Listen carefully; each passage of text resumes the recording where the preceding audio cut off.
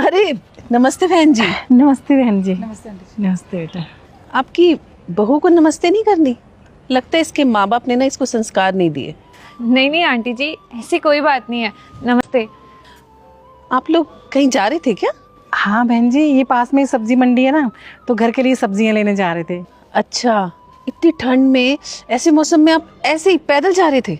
वो क्या है ना आंटी, सब्जी मंडी पास में ही है तो इसलिए हम लोग पैदल जा रहे थे।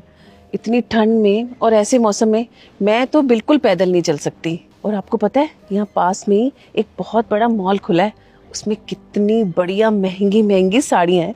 बस उसी की शॉपिंग के लिए जा रहे हैं हम। और मेरी बहू के ना पापा ने गाड़ी और ड्राइवर भेजा है, बस हम गाड़ी से ही जाएंगे। पर मम्मी जी, ये ड्राइवर कहाँ रह गया? अरे आता ही होगा। वैसे आपको यहाँ ऐसे पैदल चलने में प्रॉब्लम नहीं होती? नहीं। आंटी जी, एक बात बोलना चाहूँगी, बुरा मत मानना आप। आपकी बहू को भी ना दहेज में एक गाड़ी लानी चाहिए थी। वो क्या है ना, अगर घर में एक गाड़ी रहती है तो कहीं भी आने जाने में आसानी रहती है ना मम्मी जी? नहीं बेटा, ऐसी कोई बात नहीं है। दहेज लेने से तो बेहतर है कि हमारे पास जो भी है, थोड़ा या ज़्यादा, हमें उसी में खुश रहना चाहिए। और बेटा कार क्या है, कार तो कभी भी आ जाएगी, लेकिन दहेज के लिए ना हमें अपने रिश्तों को ख़राब नहीं करना चाहिए। बस यही सोच के हमने दहेज लिया ही नहीं है। चल चल बहू, वैसे भी ना हमें बहुत देर हो रही है, हम चलते हैं। हाँ मम्मी जी, चलो। सॉरी मम्मी जी, अगर मैं दहेज में एक कार लेकर आती तो आपको इतना सब कुछ नहीं सुनना पड़ता ना आज। अरे कैसी बातें कर रही है बेटा, तू पागल है क्या?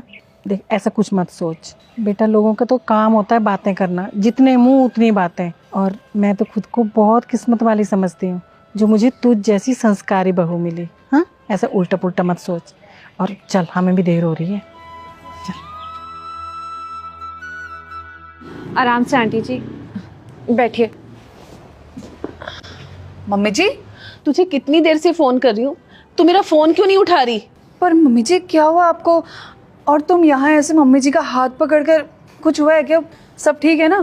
पहले तुम ये बताओ कि तुम कर क्या रही थी? मैं क्या कर रही थी? कुछ नहीं मम्मी जी, मैं तो छत पर बैठी थी और फ़ोन पर मूवी देख रही थी। मैं बस आपको कॉल बैक करने वाली थी, जैसे मूवी खत्म होती इतने में आप लोग पहुँच गए यहाँ। अच्छा, मूवी देख रही थी। किसी को कितनी भी इमरजेंसी हो जाए, उसका फ़ोन उठाने की बजाय तूने मूवी देखनी है। पहले तुम्हारे लिए मूवी देखना ज़्यादा इम्पोर्टेंट है।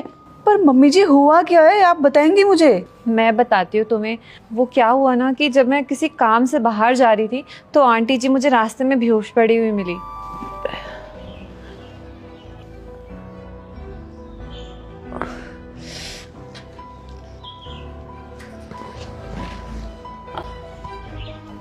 अरे ये तो हमारी पड़ोस वाली आंटी, लेकिन इन्हें क्या हुआ? आंटी जी क्या हुआ आपको? उठिए, क्या हो गया? एक काम करती हूँ, इनके घर पे कॉल करती हूँ।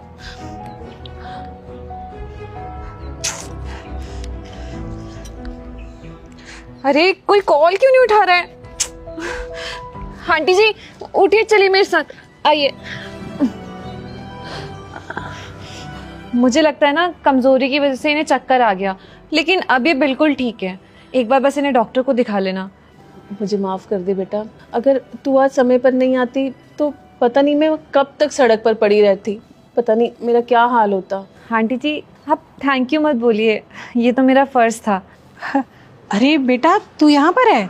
मैं तुझे सब जगह ढूंढ रही हूँ, पर तुझे तो मैंने काम के लिए भेजा था ना, यहाँ क्या कर रही है? मैं बताती हूँ, अगर आज आपकी बहू सही समय पर नहीं आती ना मेरे पास, तो मेरी जान ही चली जाती। क्या हुआ? आज मैं कहीं काम से वापस आ रही थी और आते आते अचानक सड़क पर मुझे चक्कर आ गया और मैं वहीं गिर गई। अगर आपकी बहू सही समय पर नहीं आती तो पता नहीं मेरा क्या हाल होता। आपकी बहू हीरा है, हीरा।